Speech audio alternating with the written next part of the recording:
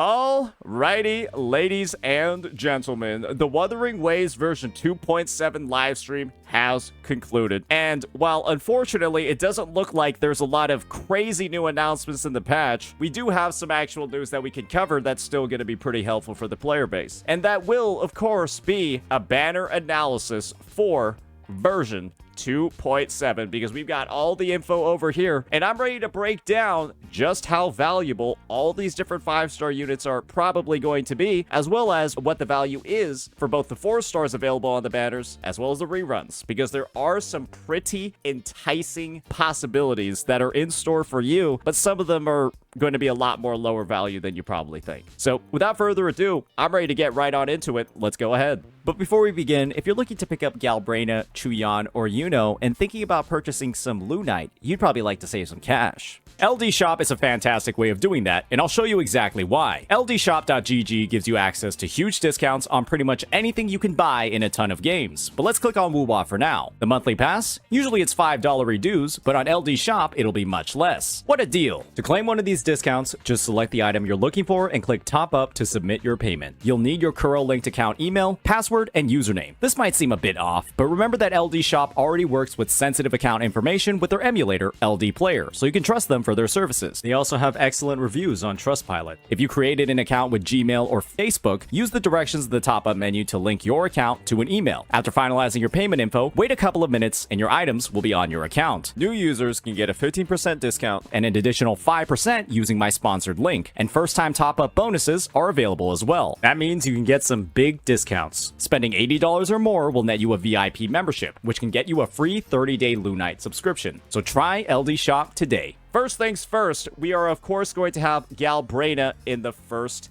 phase. And when it comes to Galbrena, one thing is pretty clear about the way that she's going to work. There's a new Sonata set that's going to be available in the update. Here we go. New Sonata effect. Flame, Wings, Shadow. Flame, Wings, Shadow. That's the name of the set, by the way. 3-piece effect. Dealing echo skill damage increases heavy attack crit rate by 20% for 6 seconds. Dealing heavy attack damage increases echo skill crit rate by 20% for 6 seconds. When both effects are active, gain a 16% fusion damage bonus. So one thing is abundantly clear about how this character works. She's going to deal heavy attack damage, echo skill damage, and then also be a fusion damage dealer. That pretty much fits the bill entirely for Galbrena. That fits the bill entirely for what we've seen so far with her. And so, naturally, right, you're going to be able to get a lot of value out of this unit if you, well, have units that either buff echo skill damage, which there's not really any in the game, or you have units that buff heavy attack damage, or you have units that work really well with other fusion units. So I would say the value of Galbrena relies on a couple of different factors. Do you have Yuno? She's probably going to work out well. Do you have Lupa and Brand? Well, she's probably going to work out well. And do you have a 4-star unit called Mortifi? Because he buffs heavy attack damage. Then she's probably going to work out well. And the thing is that this character is going to be a pretty enticing pick if you've also maybe pulled out the combo of Augusta and Yuno over here, right? Because then you'll have a fusion damage dealer that does heavy attack to help cover where your Augusta maybe isn't doing the job because you're going against electro enemies. And with Yuno, providing that nice 50% heavy attack damage amplification, it might be pretty good. And the thing is, we don't have full details on Galbrena's kit and what she's going to be able to provide. There's a potential chance, right, that she might synergize with Frolova as well, right? Because Frolova has that heavy attack damage amplification, and well, when she summons Hikari, she really likes when her teammates use echo skills. And so, based on the fact that Galbrena, right, has this effect that is based off of echo skills, she could be a good synergy as well. But the thing is, I would wait until full details of the kit actually come out, because, well, chances are you want to see how many echo skill casts Galbrena actually has. Maybe she only has one big nuke in her kit, and only one of those hits is counted as an echo skill. Frolova wants a character that has multiple echo skill casts. So I would wait and see, but based off the fact that she's a heavy attack character and she's fusion, there are some pretty safe options ready to go right off of the bat. And so that's going to be the Galbrena coverage. I know that was a little bit surface area, but we do what we can when it comes to, well, the information that we have. Next up, let's take a look at the rerun character that's going to be available in the first half. And of course, right, it's going to be Lupa. So the schedule of this rerun really reminds me of the current rerun that's available right now in game. So you can see over here that we have both Yuno as well as Chakota available. And a lot of people thought that Chakota was just going to be for people that maybe missed her before and had pulled Kartithia. But Chakota ends up working out really well with Yuno. And she's actually one of like the best support options. You combine Arrow Rover with Chakota, and then Yuno's now a main DPS, right? So I kind of view like a similar thing going on over here with the intentionality of putting Lupa with Galbrena, because Lupa has a best in slot team. You pair her with Brant, you pair her with Chainli. Chainli buffs with her outro, all of that good stuff. Lupa ends up dealing a nice chunk of damage. I don't think Galbrena is going to have the same kind of like buffing potential as Chainli for Lupa, or have like as much synergy with the outro skills of the team, because that would kind of seem like Chainli's getting power crept, right, if that occurred. I think Galbrena's obviously a heavy attack damage dealer based off the set that we saw. Chainli's resonant skill. Brant's outro is probably not going to work as well with her, right? Because Brant's outro is based off of fusion damage and resonant skill. But I do think that Lupa's raw fusion damage buffing, based off the fact that to activate like these effects, like reducing resistance of fusion damage, buffing attack by up to 18%, getting 20% fusion damage bonus, right? And of course, getting this weapon effect as well if you got it for even more fusion damage. And then Lupa's Sonata set, which provides even more fusion damage. She's just a great overall fusion support, right? Or fusion buffer that Galbrena is already going to get a ton of value from. So if you missed her in version 2.4, it's an excellent opportunity to pick her up. And I've already said this a bunch of times, but if you have Brant, Lupa is kind of a must pull. That's my take. If you have Brant, Lupa kind of is a must pull, because those two combined, you can put an Encore on their team. You can put a Chisha on their team. There's so many budget units. And obviously if you pull, Galbrena, you can put her on the team as well. There's a lot of budget and premium units that work so well with this like core duo. And he's kind of like the anchor that ties the team down. I'll take my applause here, ladies and gentlemen. And when you have this duo set up, I'm just going to be honest, there's a lot you can do in the game, and it is, I'm just going to widely consider it to be one of my favorite teams that's available. So yeah, that's my take on Lupa. If you don't have Brant, I don't really fully recommend her, because, well, you're not really going to be able to run a fusion sustain unless you have him. But if you have him, she's great to go. And she can still work as like a somewhat reliable sub DPS even without having Brant. But just keep in mind that she's going to feel like Mortefi Supermax or like Sanhua Supermax. And you're not really getting the full value out of her kit there. But yeah, that's going to be the characters. Now, we've covered the 5 stars. Now let's talk about the 4 stars that are going to be on banner here. And I'm just going to be honest. These are some of the best 4 stars in the game. And, well, Lumi is kind of like a character that is unfortunately tied down by certain factors, but she can find some use cases too. So let's start covering some of these 4 stars. The first one, of course, is going to be Sanhua. And this unit is essentially broken, if you're not fully aware of it yet. And she scales ridiculously with sequence nodes. So this unit over here essentially has one of the fastest rotations in the game, has a super, very powerful outro skill if you're a character that uses basic attacks, and she deals a somewhat respectable amount of damage by herself. The great thing about her is the fact that, well, all of her sequence nodes, right, either provide her interruption resistance, a decent amount of damage, stuff like that, but her 5th one actually boosts her concerto energy generation. I don't know why, because it kind of doesn't make a lot of sense. Like, it doesn't seem like it would on her 5th node, but it literally boosts her concerto generation and allows her to do what is basically an instant rotation. And then her S6 provides a massive attack buff of 20% just from performing her rotation. So let me just show you all really quickly what her S5 allows you to do. I'll show you exactly what her S5 can do. So you're gonna see over here, I've got like a little bit of like concerto energy. Let's just show you all exactly what I'm talking about here. So I'm going to regenerate all of it so I can show you what it looks like when she's at like 0. All right, here we go.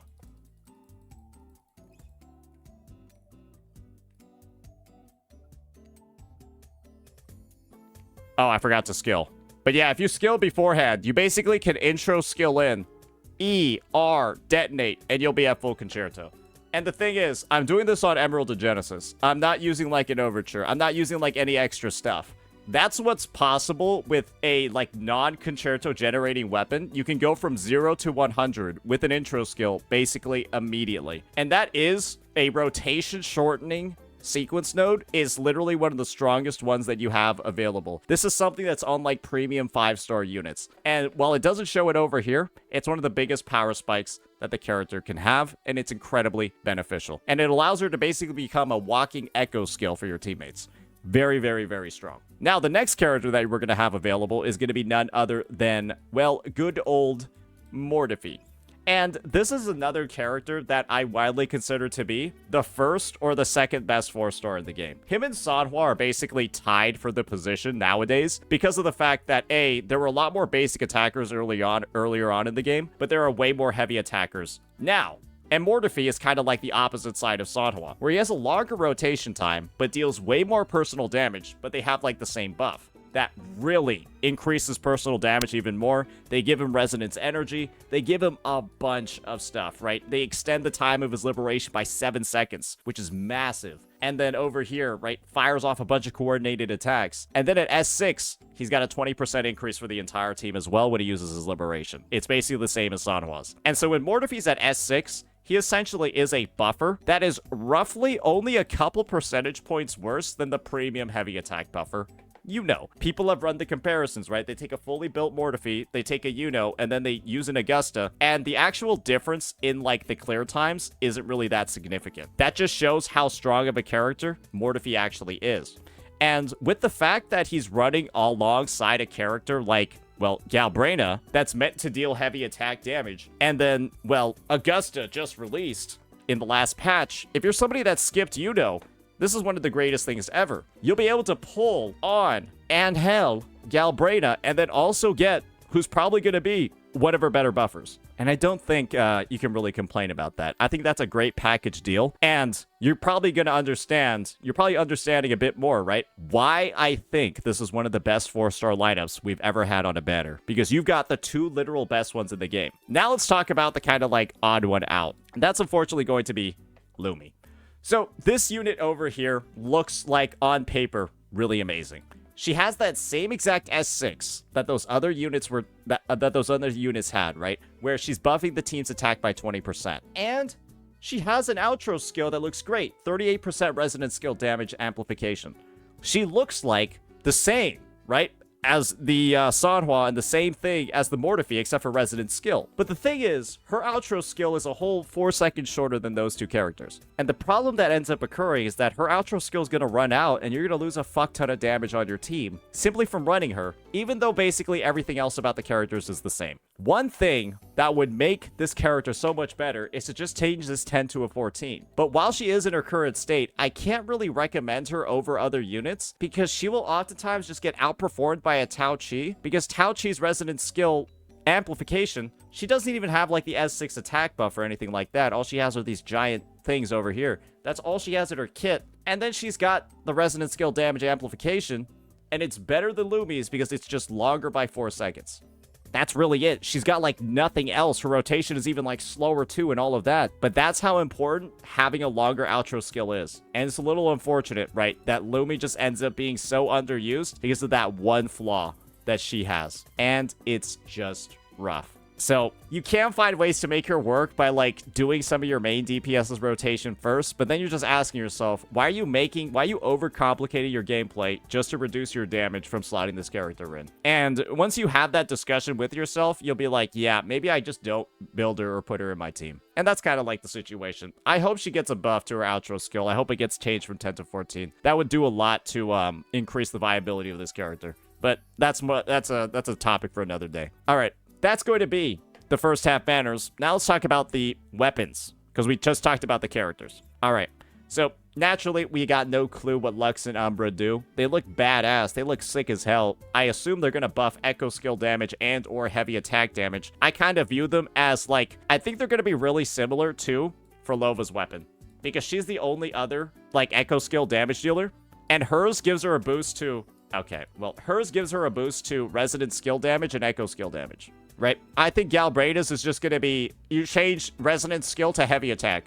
Low key. That's what I think it's going to be, but we'll see. So, yeah, that's this one. It is what it is. I think you should just test out Galbrena on Static Mist first, because the Static Mist weapon is absolutely, well, the base stats on it are insane. I think you test her out on Static Mist first, you see how she does, and then you kind of move forward from there, and then make the decision of whether or not you want to pull her weapon. Because everyone should be able to guarantee a copy of this by now, so just give it a stab with this one first, and then see if you need the extra investment. Next weapon that we're going to have up is, of course, going to be Lupa's Wildfire Mark. And I'm going to be real over here. This thing is kind of very unnecessary. I would only consider pulling this if you're trying to giga optimize your fusion team and like really pull out as much extra damage as possible. Getting this weapon is essentially like pulling Shorekeeper's signature. It's cool for getting that last bit of extra damage, but it's absolutely unnecessary to clear any content in the game. You can literally just put Lupa on Lustrous Razor, and that just gives her all the stats that she needs to. And then you just run a crit rate forecast. You can literally just do this, and like your team's damage will go down by like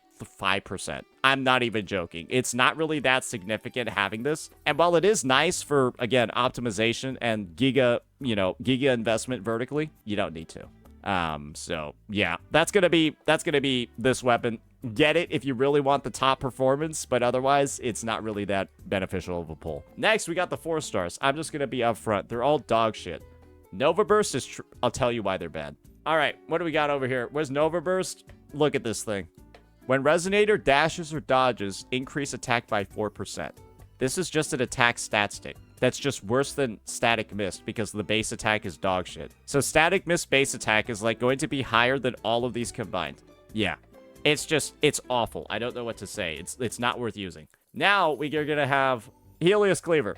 So this one is actually, it looks bad, but it's actually one of the better 4-star Broadblade options. There's not really, actually the craftable is better than this. So no, yeah, there's no reason you would ever use this either because the craftable weapons are literally better than this. There's like a craftable Ridacita sword that has just like better overall stats than this one. This one basically gives you a stacking attack buff that when it reaches max stacks, disappears. So yeah, the uptime on it is like okay, but it's just, again, you would rather just use the standard weapon. You would rather just use the craftable weapon other than this. It's basically a dead pull off of a banner. And that's a little bit unfortunate. It's actually very unfortunate, but you can start using it for EXP fodder like I do. So yeah, not a good 4-star option. Now let's move on to the last one, which ironically enough does have some use cases. So there might be a situation where you're like looking for a weapon that, I don't know, you can use to increase your ER on your teams. Wait, did I like delete a bunch of my 4 stars? Where'd they all go? I deleted a bunch of my 4 stars. Yeah, I deleted the dog shit ones. It's okay, we can go to the weapon menu. That's how bad the weapon is, basically. I literally deleted it from my account. Here we go. Fusion Accretion. So this one has some use cases on one character, Verena. And the use case over here is if you have multiple copies of it, and you can basically benefit from his resonance energy increasing effect. However, you would never ever use this if you just have a variation, or if you have Call of the Abyss, or if you have Rectifier number 25, or if you even have Rectifier of Voyager. So it's like, yeah, there's not really any circumstance where you would use this either because there's like 3 other alternatives that with their ER main stat are just better. So it's like, if you really don't want to like, if you leveled this up by accident and you don't want to level up the other ones, it can work, but you would just prefer to have any of these other things at the end of the day anyways. So it's just kind of like, it's kind of like just like a moot point. So yeah, that's why I ended up getting rid of it because it's kind of just bad. So yeah, the 4 stars, as you can see in this first half, are actually kind of terrible, if I'm frankly being honest. And that's why I'm going to say, yeah, this isn't really a good weapon banner to pull on at all. So now let's move on. We got Qiuyan. One thing is for certain after this live stream, we know nothing about this character other than his moveset looking badass. However, from previous versions of the game, it's pretty likely that he's going to be using this Sonata set. And the reason for that is kind of simple. Let me just show you all what I'm talking about. He's probably going to use Law of Harmony. Because one thing that's very clear, right, is that Qiuyan uses the Fenrico boss mats. This is also an arrow damage boosting passive on the Fenrico Echo, which again, Qiuyan uses the Fenrico boss mat. And then all of the echoes in Law of Harmony are nightmare versions of arrow echoes. And so you might have noticed, oh wait, crazy, the Crown of Valor one's all electro things. Electro and arrow things are showing up in Crown of Valor. Dream of the Lost is all havoc. Frolova uses it. And then all of the echoes on the new fusion set are all fusion echoes as well. Qiuyan's arrow, it's pretty much all lined up. He's probably going to use this set. He's going to have echo skills, probably multiple echo skills, and then also deal heavy attack damage based off the actual 3-piece set effect over here. So yeah, I would say Qiuyan is like, I don't know if he's going to deal damage. I don't know if he's going to be mainly a buffer. All we know is that he's pretty much 100% going to use Law of Harmony. But yeah, just wait for more details on his kit. And the great part about Qiuyan is that we'll be able to preview his kit in, well, when the patch 2.7 launches, we'll be able to preview his kit in Crossing Stars because he will be available at the start of the patch, even if his banner isn't live yet. So just be on the lookout for that video. We will be releasing it very quickly after version 2.7, and we'll be making sure to do a deep breakdown of what he's going to be providing over here. So yeah, that'll be that for that one. Now let's move on to the rerun character. Yeah, this is a bait. This is a trap. Do not pull this unit. There's one situation where you pull this unit. You already have Phoebe. Because this unit basically is like not really fully functional at her meta levels. Every other limited 5-star is going to feel better than her if you don't have a Phoebe. Because Phoebe, in her confession mode, is basically the biggest damage amplifier that Zani has in her kit. And if you don't have Phoebe, Zani's damage really doesn't reach the same levels as any other DPS in the game. And the end result is that, well, you really want to have her ready to go if you want Zani. But the thing is, this is the complicated part about pulling Zani. If you're already pulling Phoebe and you have her, you can just play Phoebe as a main DPS. And then Phoebe will deal Spectro damage and be a Spectro heavy attacker. Zani is also a Spectro heavy attacker that uses the Eternal Radiance set. And so the issue is, for Zani to be a valuable pull, you need to already have Phoebe. But if you already have Phoebe, you can just play Phoebe as a main DPS instead of using Confession mode. So it's sort of like the prerequisite for pulling Zani is you can already just use the prerequisite to fill the role that Zani was going to fill anyways. From a pull value perspective, there is absolutely no reason to ever go for this character. You either build a suboptimal team by running her with Spectral Rover to be budget. Great, now your Rover's not going to be usable anywhere else, and Rover's way better in many other teams. Or you have Phoebe, so you can have Zani at full power, but then you could just play Absolution Phoebe instead, and literally just take the Echo set that was on your Zani, my set over here, and just use it on your Phoebe instead. So it's kind of like the end result of this entire thing is that it feels absolutely pointless to even consider pulling this character. And I'm gonna be real here. I don't even think she's that much fun to play either, because she's kind of like... she can be kind of slow sometimes. I'm gonna be real with you. I've seen people that aren't sweaty with this team. They can take up to like 45 seconds with their rotation. There are some people that literally don't clear the new TOA floors, even though this character could easily do it, right? Because she's kind of like clunky to play. So like on top of being clunkier than Phoebe, she also is like, there's just very little value over here for 90% of players. I don't know any situation where Zani's actually a valuable pull, because like I've already said, it's like a self-defeating argument, because you could just use Phoebe if you have her as a DPS. So yeah, I cannot recommend this. So yeah, this could be the most Giga-saving second half ever, because if you don't like Qiuyan, or you don't like what Qiuyan's role is going to be, there's actually no reason to pull on any of the units in this second half, because she's pointless, and he could be potentially pointless as well.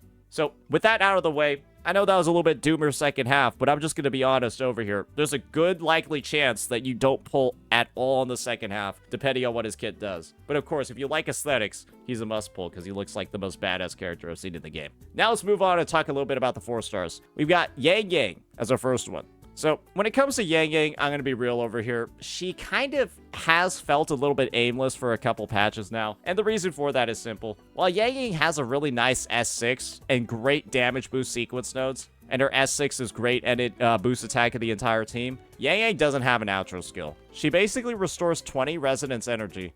But the issue with this outro skill is that it's one of the worst ones in the game. Yeah, 20 resonance energy is like, you get 10 from the Impermanence Heron. Jejic is 15 on an inherent skill, and like, this is like, it's not 20 resonance energy over 5 seconds is not very valuable at all, especially compared to what other resonators are providing, right? 38% amp. If anything, Yang Yang should honestly have, on top of this, like 20% damage amp to every single attribute. And if that was the case, this character would be very, very, very interesting. This is low-key a suggestion for a buff that I have for her. Give her just like 20% all damage amplification for like 14 seconds that expires on swap on top of this. Make her like the true generalist support that has like less buffing capabilities but more utility. But like otherwise right now, you're just going to use more specialized supports instead that provide amplification, because this outro alone is just not really enough. However, Ye's personal damage is quite good, and so you can make her work if you put a fair amount of investment in, but it is sort of just like, why aren't you just using a more tailored sub DPS anyways that's going to buff your damage more?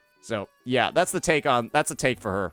Next unit that we have up is, of course, going to be Tao Qi. And so my take on Tao Qi is quite simple. She's mainly a budget Carlotta buffer, and in that role, as a budget Carlotta buffer, she's quite good. However, if you already have Jeja, there's pretty much no reason why you're ever going to use her ever. She doesn't deal damage. She's like a tanky utility character that provides defense and shielding, but like, at a certain point in the game, you don't really need that anymore because you figured out how to dodge. So she's kind of like a beginner unit. And if you have Carlotta but not Jeja, I actually do recommend getting her. However, you only need her at S0 because her S6 sucks ass. Her S5 kind of sucks ass. It does reduce her ER requirements.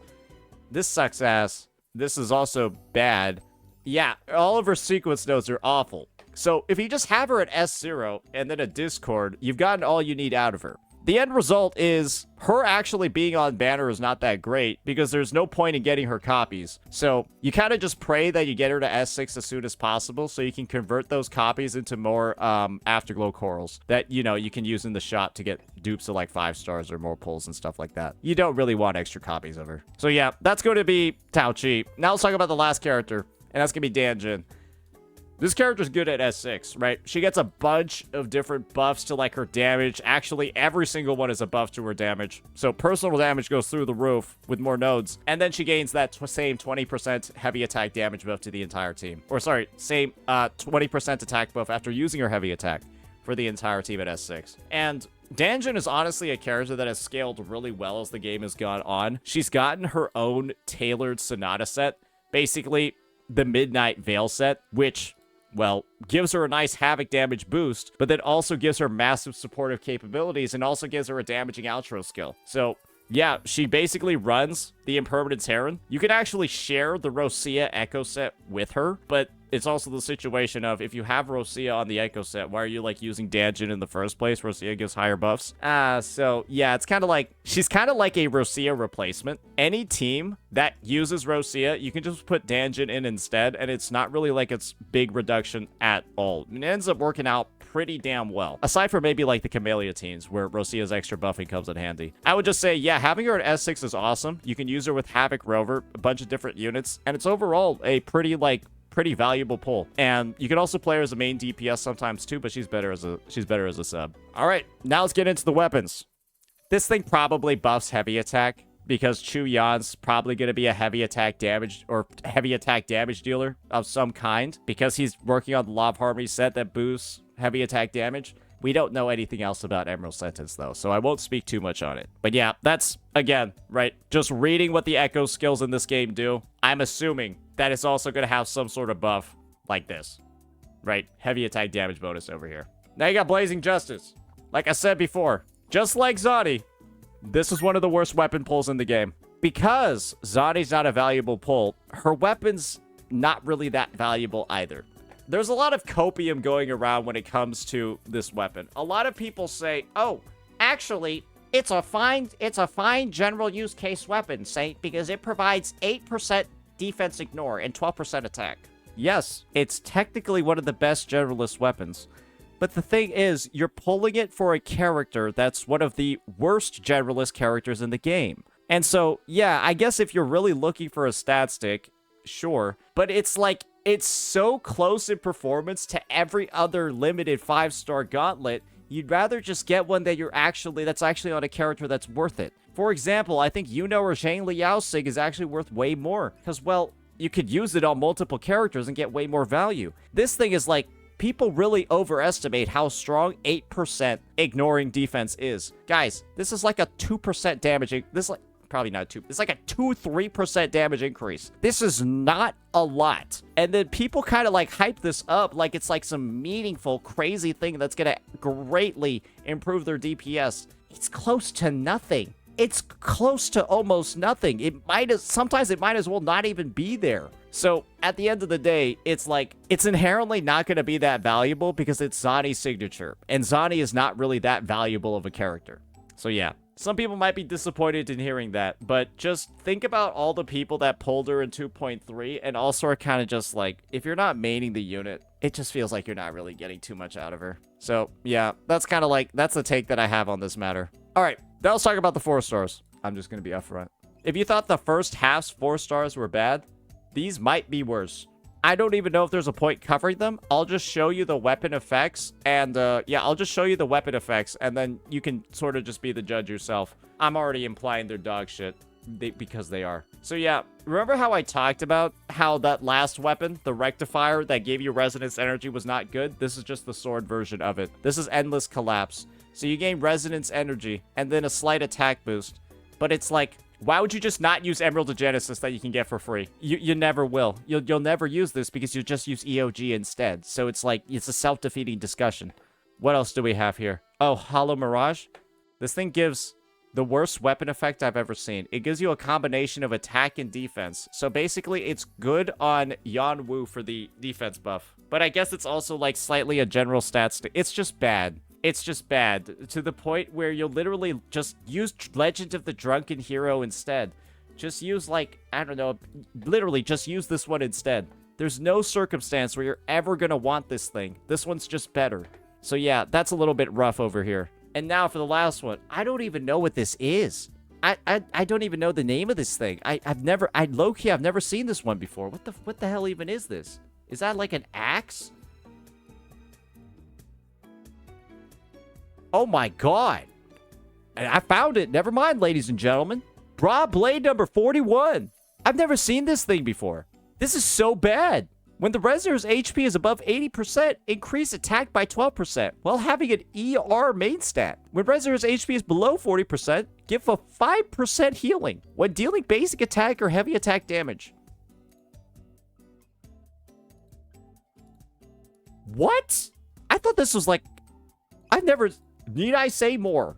Alright, so, yeah, that's gonna be our banner overview for version 2.7. And as you probably can imagine, this patch is looking a little bit rough. Especially if, right, you're somebody that just doesn't want to build out the fusion team at all. You're not really interested in Galbrena, and then you're not interested in Qiuyan. This might be one of the biggest savings patches in the history of the game. I'm not gonna lie here, ladies and gentlemen. There's not really that much of an incentive to pull some of these characters unless A, you feel like you're missing some pieces and you miss them on the first run, or B, you like really like these units. Because it's just, meta-wise, Zani's not worth it. Lupa also needs like some prerequisites for her to be worth it. And then Galbrena is also kind of just sitting here like, okay, if you have Lupa, she's gonna be good. She's probably like the best overall pull in the patch, but it's also like, well, you might already have the fusion team because Lupa's been out. And so if that's the case, why would you need Galbrena? So I guess Galbrena is probably like the main star of this patch if you